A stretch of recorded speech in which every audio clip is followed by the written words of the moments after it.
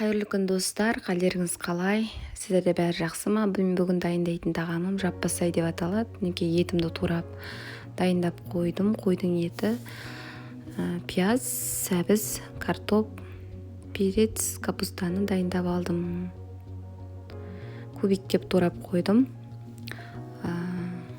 Майымды қыздырып, енді үстіне пияз бен етті салуға дайындап жатырмын.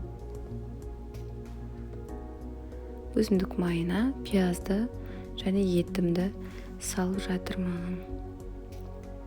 Туралған етті араластырып аламын.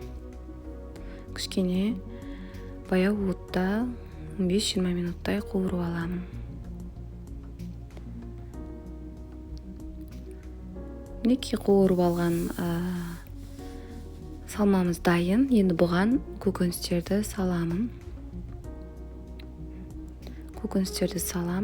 Жаппасайды кейбір жерлерде үнді мантысы деп те атауға болады. Мантының басқаша атауы піскенде өте дәмді болып шығады. Сіздер де осылай дайындап көруге кеңес беремін.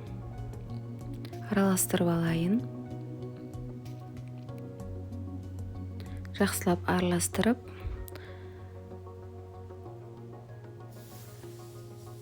мінекей мен деген мантының қамырын жайып, ортасын азғандай өсімдік майымен майлап, көкөністің үстіне кішкентай су қойып, қамырды салып жатырмын, дайын қамырларымды. Суды өте көп құймаймын. Тұз бен бұрышты көкөністен бірге салып жібердім. Суға қамырларды кішкене батырамын.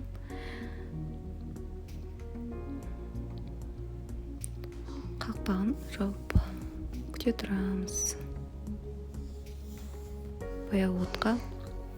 Мінекей шымшымамыз, жаппасайымыз дайын. Сіздерге ұнаса осындай рецептпен дайындап көруіңізге болады. Каналға тіркеліп лайк басыңыздар.